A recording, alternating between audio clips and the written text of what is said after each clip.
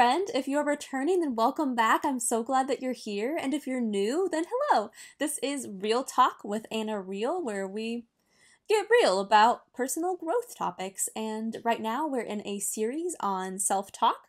And if you missed my last video on 6 lies you tell yourself about yourself, then make sure to check that out first because it gives a bit of an introduction and it's kind of a part 1. And today we're continuing to talk about 6 lies you tell yourself about others. So pour yourself a cup of hot chocolate or coffee or tea and let's get real.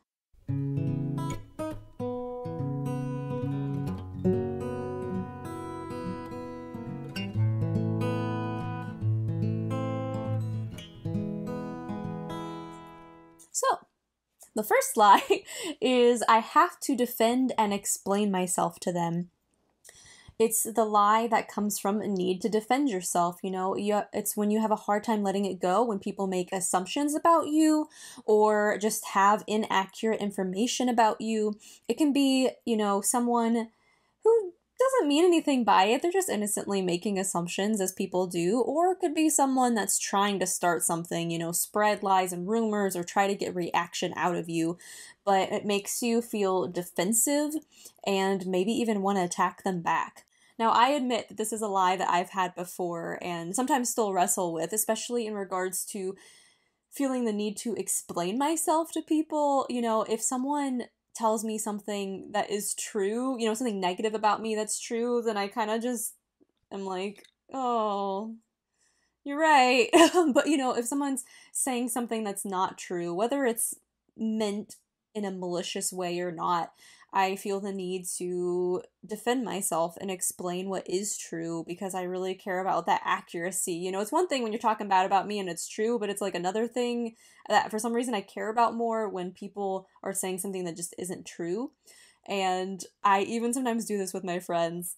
Sorry guys, where I think I just have such a fear of being misunderstood since I have before that I tend to over explain myself. I'll just be talking about something and I'll just write this really long message to make sure that there's no possible way for them to misunderstand me, but then it's just really lengthy and obnoxious.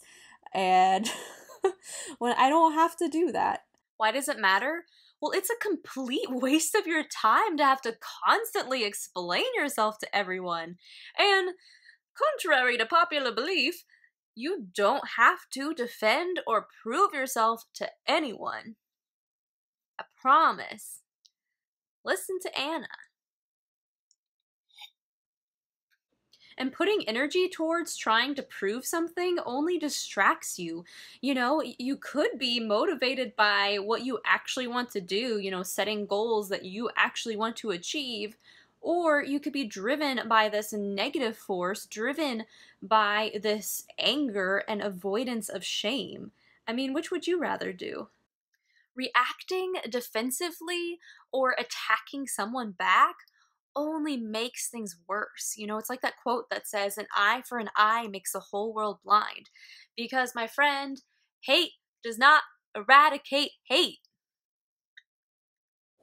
The second lie is I assume this is how it is. This is a lie of making assumptions. This is when you make a quick judgment about someone without knowing all the facts, without considering other sides, and without being open to being wrong. There's a bit of pride and arrogance here that assumes that you know best and that you can't be wrong.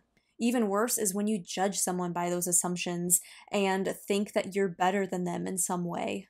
Why does it matter? Well, assuming is foolish. Assuming doesn't take the time to look at all the evidence or put yourself in the other person's shoes.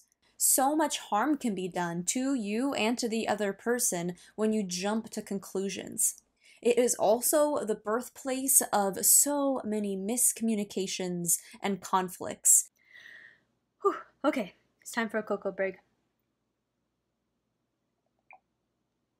Okay. Where were we? Oh, yes. Lie number 3 is I should have what they have, and this is the lie of jealousy. Okay, so I finished drinking my cocoa behind the scenes, so I just was going to show myself putting this down, so you didn't freak out when it magically disappeared and think I was a witch. Okay, where was I? So, jealousy. Yes, jealousy.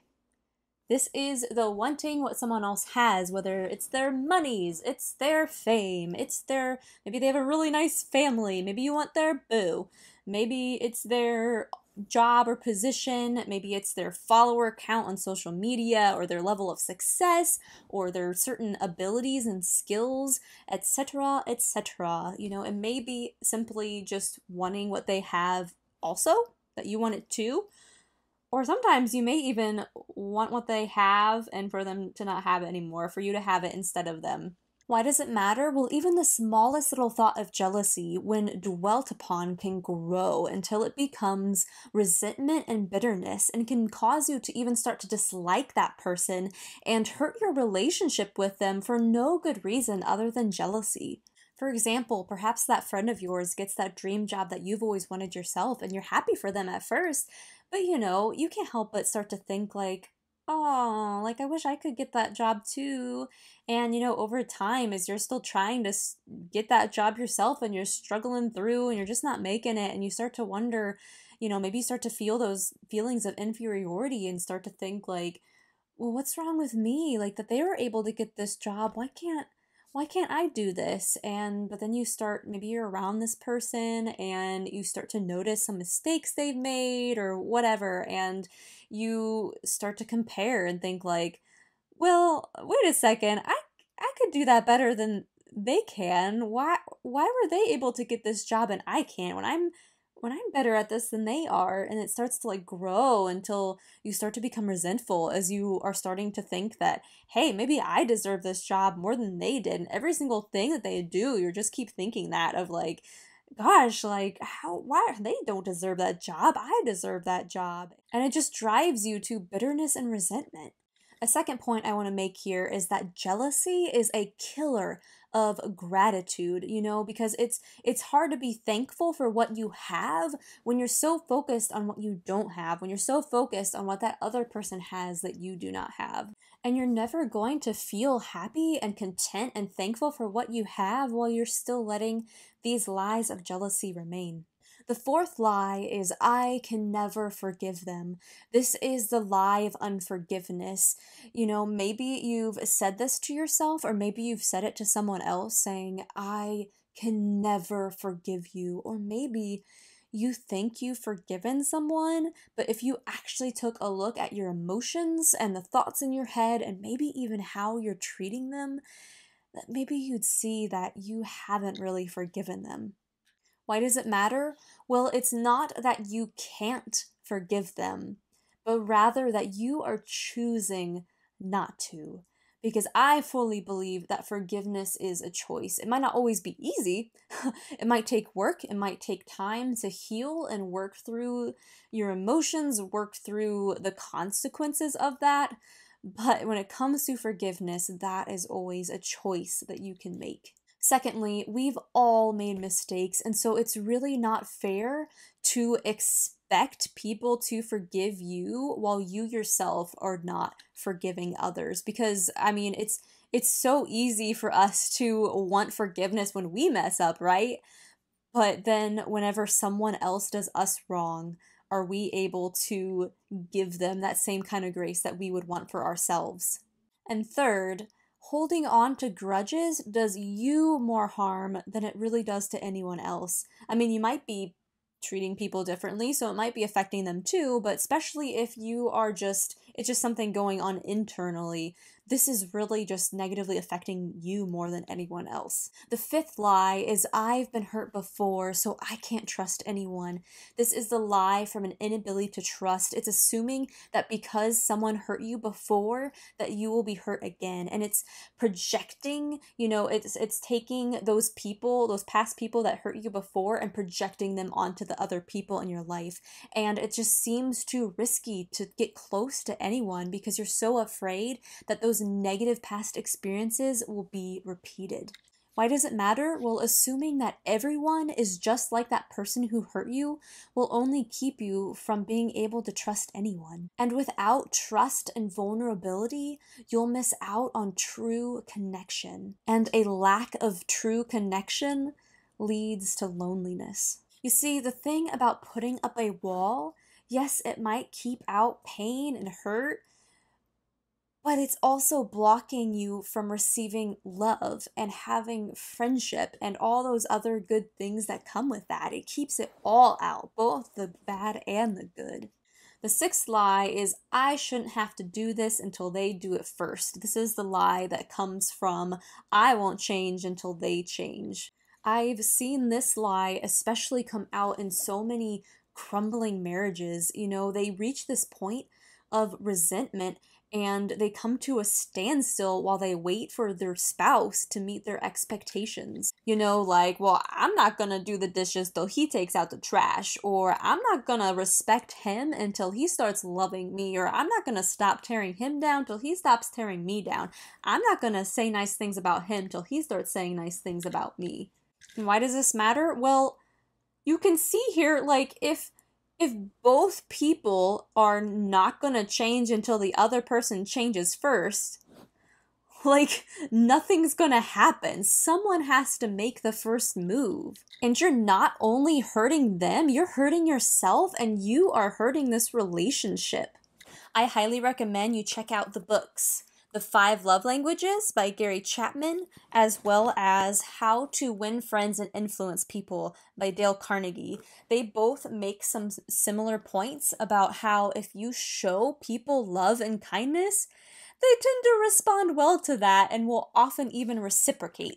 One example of this is when you see 2 different customers go up to an employee at a store. You know, the one person comes up and is all angry and they're just demanding that they get their way. They feel entitled and they're cussing out the employee. And then you have this other one that comes up and is so nice and is treating them kindly. Who do you think the employee is going to respond better to? It's very likely that the person who is kind is going to get their way rather than this jerk over here who's just demanding stuff. And it's true in other areas of life. You first show someone love, and they tend to respond kindly in return. Everybody just wants some love and kindness, and it's really hard to be angry at someone or respond poorly when they're treating you with nothing but kindness and love. So the 6 lies that we covered today is 1, I have to defend and explain myself. 2, I assume this is how it is. 3, I should have what they have. 4, I can never forgive them. 5, I've been hurt before, so I can't trust anyone. And 6, I shouldn't have to do this until they do it first. If you like this video, then make sure to show your appreciation by hitting the like button. Subscribe to this channel if you would like to see other videos like this, and comment below with your thoughts. If you've reached the end of this video and you're thinking, okay, great, I'm recognizing these lies and I'm seeing why it matters, but what do I do now? Well, for those who signed up for my free email series, 30 Days to Better Self-Talk, I will be covering each of these lies in greater depth and kind of giving some next steps. But if you miss signing up for that, don't worry, because I will be turning this content into an ebook. So make sure to sign up for my main mailing list so you'll be one of the first to hear about that when it comes out, as well as make sure you're not missing out on any other freebies. Until next time, my friend, keep it real.